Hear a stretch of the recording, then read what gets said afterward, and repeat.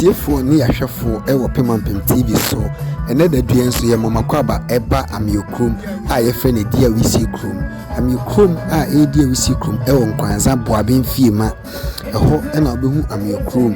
na Ameyawkrom yi e wo amamre ene amane a efe ne nwanwa eni nti ene Pemampem TV ene nana Diawusie Komfo na nkasa a ye fe nana Ameyaw etwetwe nkomo eni nti be mu no munjebre na munhwe na Ameyaw nkutahudi a woni Pemampem TV ediye eyemosonfo Eric Sakode ena mutie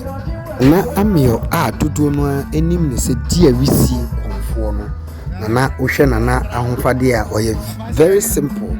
a wuhu se wuhu kawa anase kumade ana wuhu nyema prekesin bia ewo nana ho na ewo ahobrase ewo abodwuchere na epe nipa asemiye ohwe nkutahudi a na adi mfinhia pore oha baako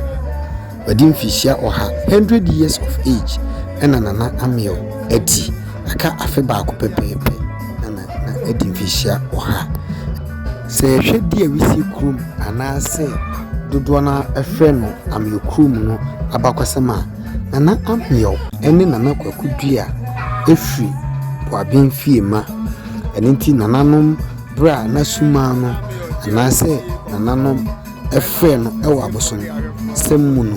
nanano suma ekire omo se omonko bia enebri efe no Diawusie krom na bosom no enkobo no ho atenase ewo ho enti bra omonko Ameyawkrom no na abrante kwa na odi omanim ane ono na ye nana Ameyaw chiame no na oye abofra kitikiti ana odi omanim ene sa abrante kwa ebu mfinhia aduonum eye 50 years eninti weche se abakwasemu no Diawusie krom eye kura achitre na adi mfinhia aduonum eko aduosia eso na okodi Diawusie krom a nananom ewo tete amamre ene amane ahodo a amoye ede som ye nananom samanfo ne abosom ahodo Diawusie eye bosom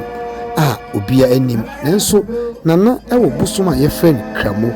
ene abosom ahodo bebre amanfo fi achichi ne benche ebitu abosom ibi ede kwachichi omobusuane omukru ede bo omho ban ede ye omundwuma pigi emu asofo emu adwumayefo aban adwumayefo adrawafo eni ekwayafo afofo pi ebeje mmo ahodo edifi nana Diawusie o na wanti e wose amanfo hye ne so no se Diawusie krom obawa amamro eyifita fawibra nim kukunwe koyewe enim eninti eye afahye ne amane konkron a echifi ne nkekaye ahodo eninti eho no se wonim se wopese ukose obi ana okoku obi ana uye bibi bone a ene de ma nko Diawusie krom because udi bone kra na okwa ananom ebeyi woto ama afofo ahu se bone sei na wadi eninti se opemwa ope fa hondie ope kwa ahosan ope yididia Diawusie krom na Ameyaw ene ne ma ebeje ofeso na wani beje aka so obekọ bio